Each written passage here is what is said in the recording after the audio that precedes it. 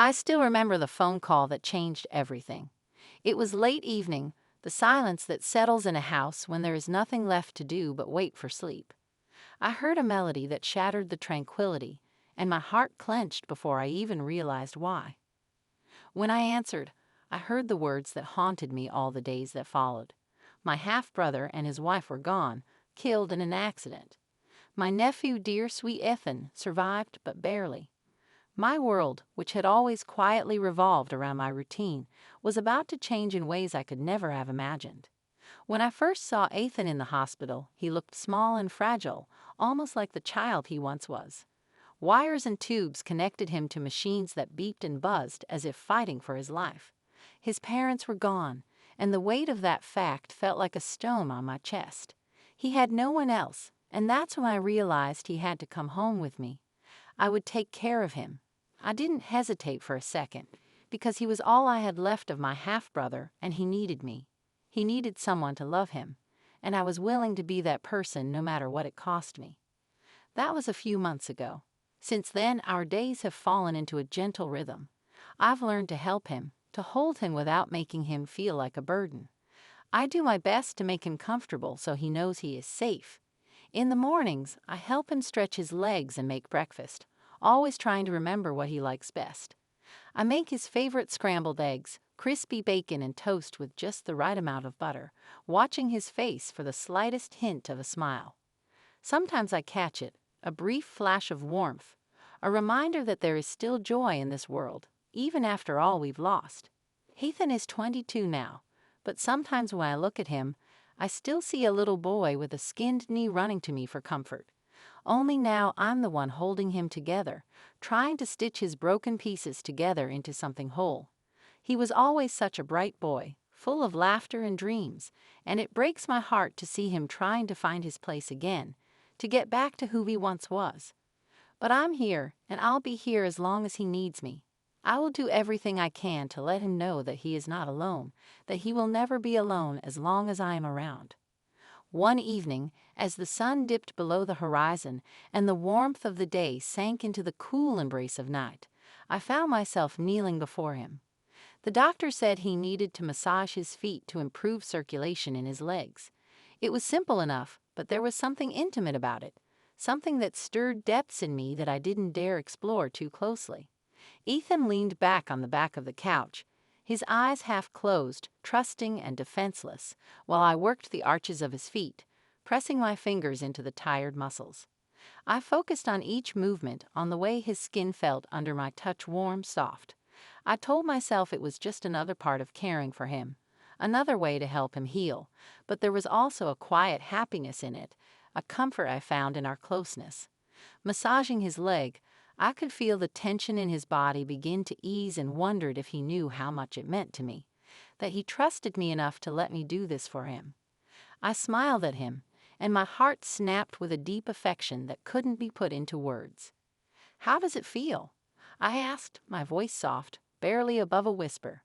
He opened his eyes, a slow smile curved his lips, and he nodded. "Feeling good, Aunt Maggie," he said, a relaxation in his voice. "Thank you." There was something about the way he said it, the way his eyes met mine, that made my chest tighten. I quickly averted my gaze, focusing again on his legs and the rhythmic movements of my hands. It was nice to feel needed, to feel like someone was relying on me. I spent so much time alone, but with Ethan, the house felt warm, alive. I hadn't realized how lonely I was until I had someone to care about, someone who smiled at me, someone who said thank you like it really mattered. I finished the massage and gently placed his foot on the floor, patting his leg. "You need to rest," I said, rising to my feet. "I'll bring you some tea soon." Ethan nodded, his eyes already closing, and I froze for a moment watching him. He looked peaceful, and I felt that familiar warmth fill me again, a sense of purpose, of belonging. I turned and walked to the kitchen, my steps light and my heart full. This was enough, I told myself. Caring for him, being there for him, it was enough. And yet, as I filled the kettle and put it on the stove, I couldn't escape the feeling that there was something more between us, something unspoken, a quiet truth that I was hiding deeply even from myself. As I waited for the water to boil, I thought back to the first few days after he'd come home. He was so weak, barely able to move without squirming in pain. I had to help him with everything from getting out of bed to bathing him. These moments were difficult not only because of the physical exertion, but also because of the vulnerability that was demanded of both of us. I could see the confusion in his eyes, the frustration of needing help with even the simplest of things. But I didn't waver, didn't hesitate. I wanted him to know that I was there for him, that he could rely on me without shame. And little by little, day by day, he began to trust me more and more. He stopped apologizing for needing help, stopped trying to hide his pain. He let me in, and I treasured that. It was in those quiet moments when I helped him shave or held his hand as he struggled to take his first steps that I realized how much he meant to me. He wasn't just my nephew. He was the reason I got up in the morning, the reason I smiled and hoped. He gave my life a purpose I never knew I had before. I remembered sitting next to him after lunch and reading his favorite books aloud, trying to bring a sense of normalcy back into his life. I watched the way his eyes followed the words, the way his lips curved in a weak smile as he read a funny passage, or the way he closed his eyes and listened as the story became more poignant. In those moments, it was like I was giving him a piece of the world he'd lost, reminding him that even after all the darkness, there was still beauty and meaning. We could sit alone for hours, immersed in stories that brought us closer together. Sometimes, in the quiet of the evening, we would play board games or cards, and laughter would spread through the house in a way it hadn't in years. In those moments, I realized how much Ethan had become a part of my world, how much his presence filled an emptiness I didn't even know I had. I caught myself watching him, watching the way his eyes lit up when he won, or the way he feigned disappointment when he lost, and I felt my heart sink with a tenderness that was both beautiful and terrifying. He was my everything now, and that realization scared me as much as it calmed me. I smiled, shaking my head to clear it up. Whatever it was, it didn't matter. What mattered was that Ethan was here, that he was safe, and that I could take care of him. That was more than enough for now. The kettle whistled, and I poured hot water over the tea leaves, watching the rich color seep into the water. I carried the cup into the living room, where Ethan had already drifted into slumber, his face relaxed, free of the wrinkles of pain that so often mar his features. I set the cup on the table beside him and brushed a strand of hair off his forehead. I lingered on his forehead for a moment, my fingers lingering on his skin, feeling the warmth emanating from him. My heart squeezed with a tenderness I couldn't put into words. I leaned down and kissed his forehead softly, barely touching his skin with my lips. "Good night, Ethan," I whispered, my voice catching in my throat. Turning off the light and heading to my room, I felt a sense of peace wash over me. No matter what tomorrow brought, no matter what challenges lay ahead, I knew that we would get through them together. And that, more than anything else, gave me the strength to keep going. I would do anything for Ethan. I would be his rock, his safe place as long as he needed me. Maybe that was what true love was all about. Being there for him, no questions asked, no expectations, just because you couldn't imagine yourself anywhere else. And for the moment, that was enough. In the silence of my own room, I lay in bed, looking up at the ceiling, my thoughts returning to the life we built together. I remembered staying up late, sitting by his bedside and watching over him when the nightmares came. He never talked about what haunted him, but I could see it in his eyes, the pain, the fear, the memories that didn't want to let go. And all I could do was be by his side, holding his hand, whispering that he was safe, that I wouldn't let anything happen to him. It was in those moments, in the darkness of the night, that I realized how deeply I cared for him, how much his well-being had become my own. I remembered helping him dress in the mornings, the way he smiled at me, a soft, grateful smile that made my heart flutter with a tenderness I couldn't explain. There was something about the way he looked at me, something in his eyes that made me feel like I was the most important person in the world. And maybe to him I was. Maybe I was the only thing that kept him going, the only person he could rely on when everything else was cast aside.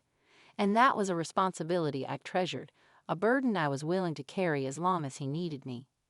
Closing my eyes, I thought about the future, the days, weeks, and months ahead of me. There would be more hardships, more moments of doubt and fear, but there would also be laughter, warmth, and love. There would be evenings spent playing games, mornings filled with the aroma of breakfast being prepared, and quiet moments where we would sit together, just enjoying each other's presence. And that, I realized, was enough. It was more than enough. For Ethan, I would do anything. I'd be his rock, his safe place, as long as he needed me. Maybe that was what true love was all about. Being there for him. No questions, no expectations, just because you couldn't imagine yourself anywhere else. And that was enough for the moment. As I lay there, I began to think about all the little things that make up our daily lives, the small, seemingly insignificant moments that add up to something precious. I remembered how Ethan's laughter filled the room during our card games, how his eyes lit up at the smell of fresh pancakes on Sunday morning. I remember how he would call out to me when he needed something. The trust and warmth in his voice made me feel like I was truly someone he could count on. Those moments were like tiny jewels scattered throughout my day, each one adding sparkle to the tapestry of our life together. I remembered the times he was in pain, the nights he couldn't sleep, and the way he reached for me in the dark. I would sit by his bedside, hold his hand and whisper soothing words until the tension left his body and he fell asleep. Those nights were exhausting, but meaningful at the same time. It was during these quiet hours that I could feel our bond deepening, the invisible threads connecting us growing stronger with each passing moment. It wasn't just that I was there for him. It was that I knew my presence mattered, that I was his safe haven in the midst of the storm. I woke up early the next morning, and the first rays of sunlight were breaking through the curtains. I walked quietly to the kitchen and made breakfast while the house was quiet. As I cooked, I smiled at the thought of Ethan waking up to the smell of his favorite food. I wanted to make every day special for him, to give him a reason to smile, to let him know that life could still be wonderful, even after everything we had lost. When I brought breakfast to his room, he was just starting to wake up. His eyes slowly opened and a smile spread across his face when he saw the tray in my hands. "Good morning, Aunt Maggie," he said, his voice still thick with sleep. "Good morning, sweetie," I replied, setting the tray down next to him. "I made your favorite scrambled eggs, crispy bacon, and toast with just the right amount of butter." Ethan's smile widened, and he reached out to take my hand and squeeze it lightly. "Thank you," he said quietly, meeting my eyes.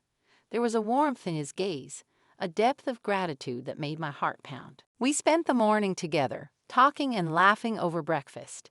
It was moments like that that reminded me why I did what I did, why I was willing to give up everything for him.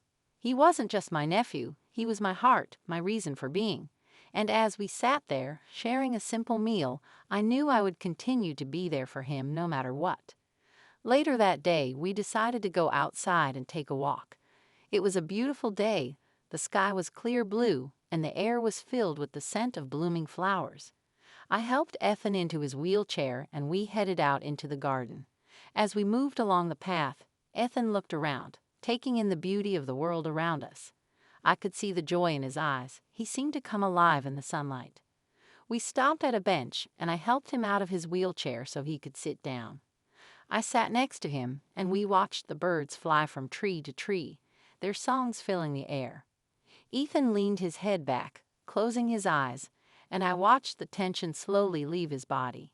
He was peaceful, and that was all that mattered to me. After a while, he turned to me, his eyes full of emotion.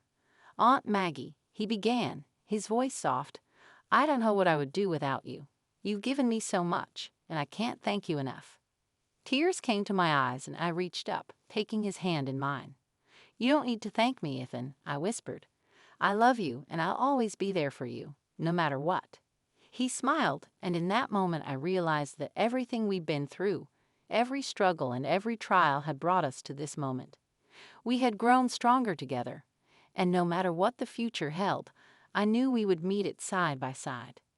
As the sun began to set, we returned to the house and the warmth of the day gradually turned to the cool embrace of evening. I helped Ethan back into the house and we went about our usual business of eating dinner, reading, and then getting ready for bed.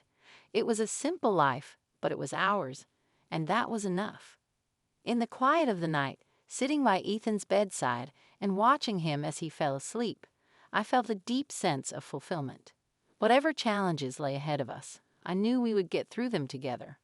For Ethan, I would be his rock, his safe place as long as he needed me. Maybe that was what true love was all about. Being there for him. No questions asked. No expectations. Just because you couldn't imagine yourself anywhere else. And that was more than enough for now.